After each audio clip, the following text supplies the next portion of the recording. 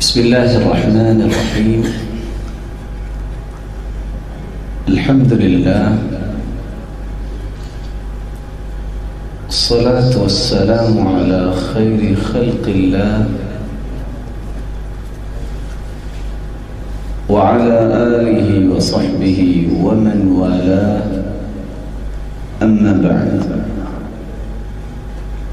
فأعوذ بالله من الشيطان الرجيم. بسم الله الرحمن الرحيم.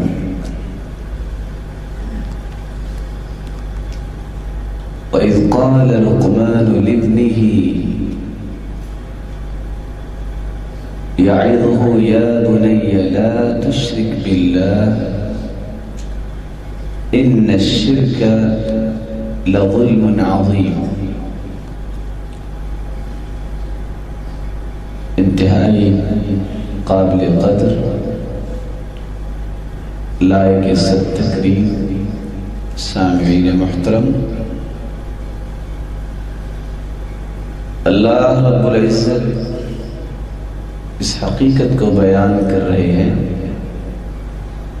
کہ شرک بہت بڑا ظلم ہے۔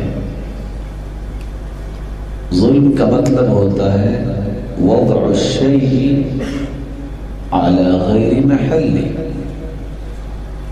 کسی چیز کا غلط استعمال، کسی چیز کو اس کی جگہ پہ نہ رکھنا، یہ ظلم ہے۔ ہم سب کا خالق اور مالک اللہ رب العزت ہے۔ انسان مخلوق ہے، خالق اللہ تعالی ہے، مالک بھی وہ ہے، رازق بھی وہ ہے، قادر مطلق بھی وہ ہے۔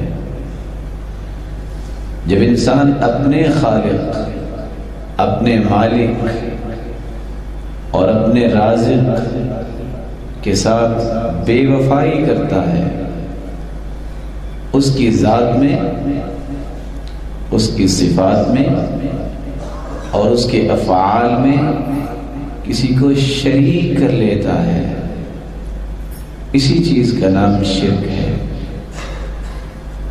جس سے اللہ رب العزت نے منع فرمایا اور اس کے بھیانک نتائج کو قرآن مجید میں کھول کھول کر بیان کیا کہ مخلوق کا کوئی بھی عنصر اور کوئی بھی اکائی اس گمبھیر مصیبت میں نہ پھنس جائے۔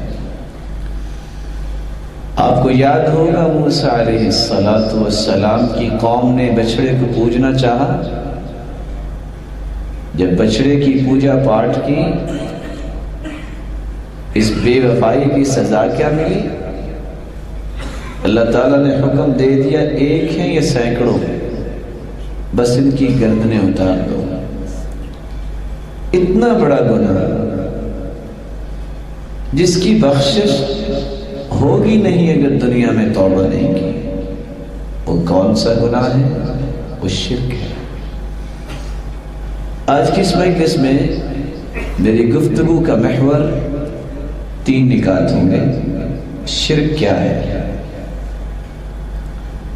اور شرک کے اسباب اور وسائل کون سے ہیں، کس طرح شرک انسان کرتا ہے، اور تیسرا نقطہ، کیا انسان اسلام کو قبول کر لینے کے بعد بھی شرکیہ اعمال کرتا ہے؟ کیا امت مسلمہ میں شرک موجود ہے اور اس کے بھیانک نتائج کون کون سے ہیں؟ الشرک، جس کا مطلب ہے الاشراک والمقارنہ، اور شرک کا لغوی معنی اگر تلاش کیا جائے تو اس کا مطلب ہوتا ہے حصہ۔ عربی زبان میں کہا جاتا ہے بیع شرک من داری، اس کے گھر کا ایک حصہ بیچ دیا گیا ہے۔ شرک کا مطلب ہے حصہ۔ اسی قرآن مجید میں اللہ فرماتے ہیں وَمَا لَهُمْ فِيهِمَا من شرک، اللہ رب العزت کو چھوڑ کر جو لوگ کسی اور کی عبادت کرتے ہیں، اپنی دعا اور پکار کا رخ ان کی طرف کرتے ہیں، ان لوگوں کا زمین و آسمان کی تخلیق میں کوئی حصہ نہیں۔ اور دوسری جگہ فرمایا ام لہم شرک فی السماوات، کیا آسمان کی تخلیق میں ان کا کوئی حصہ ہے؟ اور موسیٰ علیہ السلام نے جب دعوتی مہم کو مضبوط و مربوط بنانے کے لیے دعا کی تو وہاں بھی لفظ کون سا استعمال کیا؟ وَاجْعَلْ لِي وَزِيرًا مِّنْ أَهْلِي هَارُونَ أَخِي، اور آگے کیا فرمایا؟ وَأَشْرِكْهُ فِي أَمْرِي، اے اللہ اس دعوتی مشن میں اس کو میرا حصے دار بنا دے، وہ بھی اس دعوتی مشن کی مضبوطی کے لیے میرا دست و بازو بن جائے۔ وَأَشْرِكْهُ فِي أَمْرِي، عربی زبان میں شراک تسمے کو کہتے ہیں، اور تسمہ بھی جوتی کا حصہ ہوتا ہے۔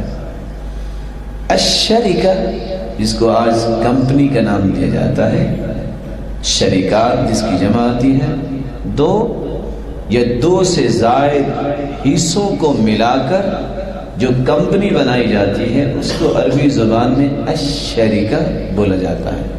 الغرض شرک کا مطلب ہے حصہ، تو اصطلاحی معنی یہ نکلا کہ اللہ کی ذات میں، اس کی صفات میں، اس کے افعال میں کسی کو حصے دار بنا لینا یہ شرک ہے۔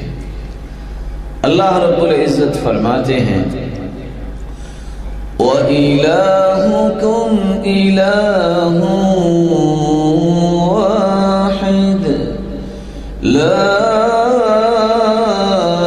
إِلَٰهَ إِلَّا هُوَ الرَّحْمَٰنُ الرَّحِيمُ۔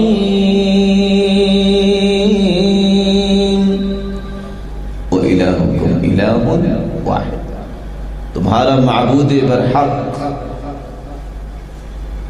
صرف ایک اللہ ہے، لا الہ الا ہو، اس کے علاوہ کوئی بھی عبادت کے لائق ہے ہی نہیں۔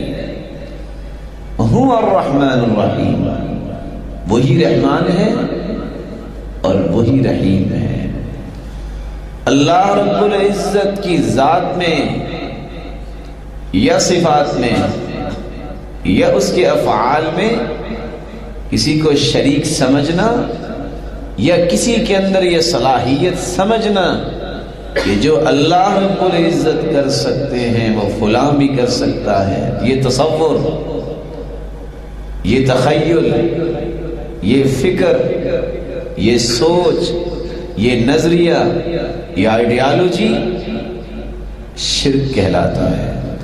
اللہ رب العزت ہم سب کو محفوظ فرمائے۔